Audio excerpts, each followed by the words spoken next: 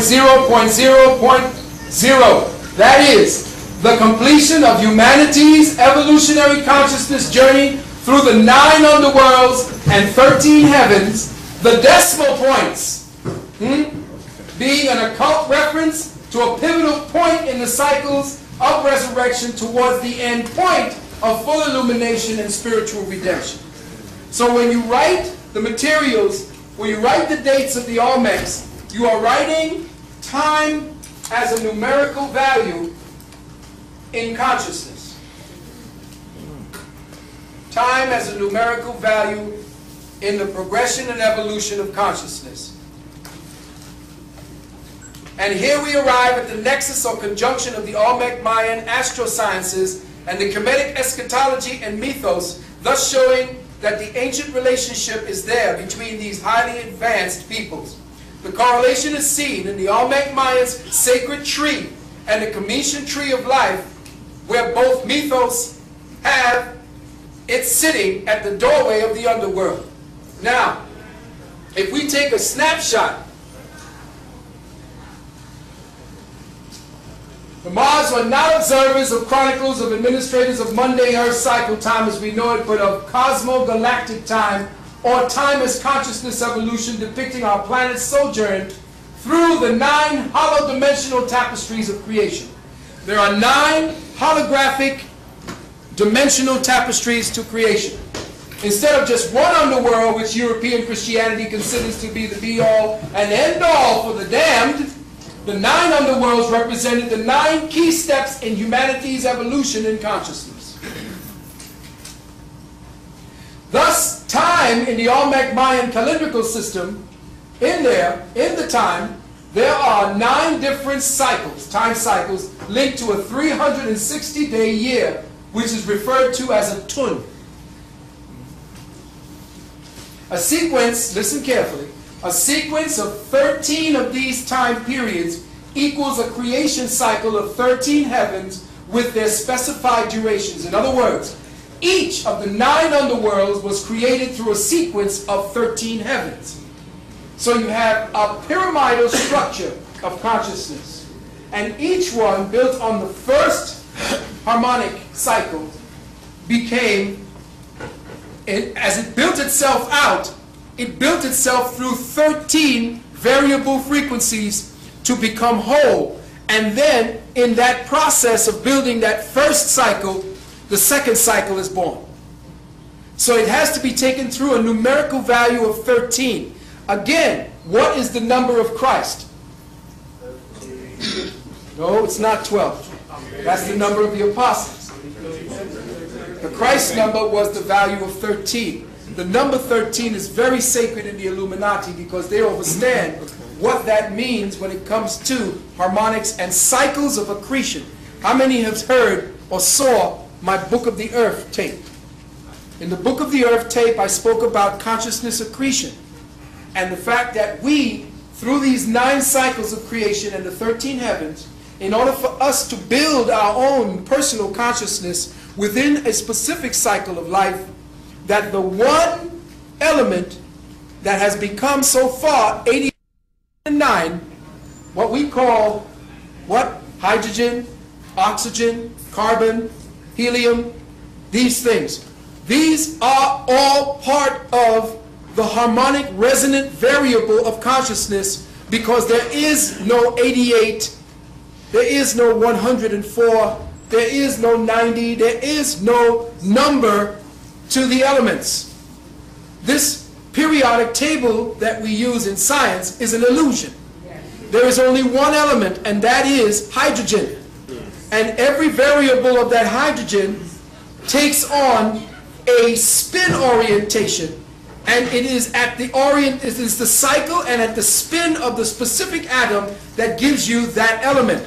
It is simply the element hydrogen spinning at a different variable speed to create the element.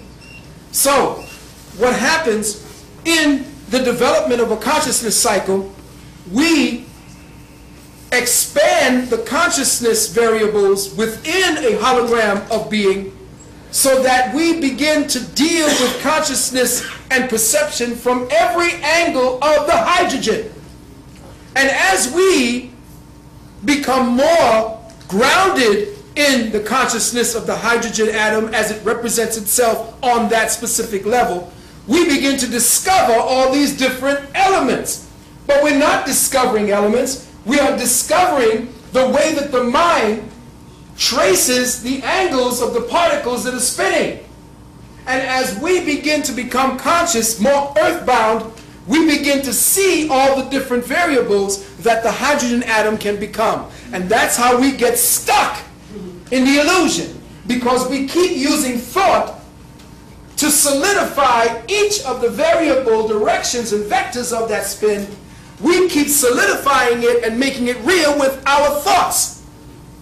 We give these hydrogen vectors a place to exist by the way we use our thoughts. And when our thoughts are being used a specific way, we now create another element to match it. So as man began to depreciate and degenerate, as well as to become more technically involved in his mind, he began discovering all these different variables of the one hydrogen, and thus became more trapped by the illusion. Now what you have to do is to reabsorb or go through a consciousness accretion of taking all those variables and bringing them back to the self that is giving them their dimensions, that is constantly looking to see all the different variables and thinking that these different illusory spins of that particular particle is real. And it's not. It's just you using your thought process and crystallizing the illusion. So through the consciousness accretion, you stop looking at the illusion as the reality and begin to come and call all those energies back to yourself. Which is why you don't deal with this bullshit. This is why it's hyperdimensional warfare. Which means you got to start taking all the energies from this dimension and incorporating them into your morphogenetic field. Your morphogenetic field is your form-holding field. You have a form-holding field which you call your aura. Without it, you would be all atoms scattering in space. So inside of this morphogenetic field, you have to switch the polarities and begin to withdraw from the illusion and draw back all of the thought energies you put into those particular spin orientations, and then bring yourself back into the oneness, so that once you have accreted all of the energy bands that you've given off in your thoughts, now by bringing the whole dimension back into your morphogenetic field, boom, you disappear like your ancestors did. And you live on a whole other dimensional vortex of reality. I just broke down for you how to get the fuck out of Dodge.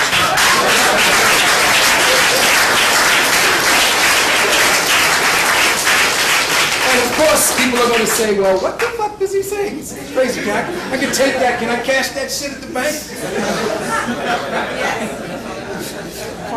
Yes, you can. You see, I have just dropped metaphysics that your ancestors used to talk about around the table. You bullshitting around here worried about getting a job. Yes. Their conversations were completely off the Richter. They were building, when last you built a pyramid? I'm serious. When last did you put down a geyser? The reason being that you are caught up in what you believe to be the spin orientation of reality. It's not. It's an illusion. It's a harmonic phased illusion, and your thoughts are supporting it. And what you do, the elements obey. What you think, the elements obey. So you have to learn that the war is to make you keep constantly playing into the spin orientations of matter that keep your consciousness locked in this bullshit. It makes you believe that your stomach is hurting. It makes you believe that you need sex constantly. It makes you believe that you need to eat all the time. You are feeding an illusion. And the more you feed it, the more it becomes real to you. Because you give life. You are the one that gives meaning to it. Withdraw the meaning and it no longer exists.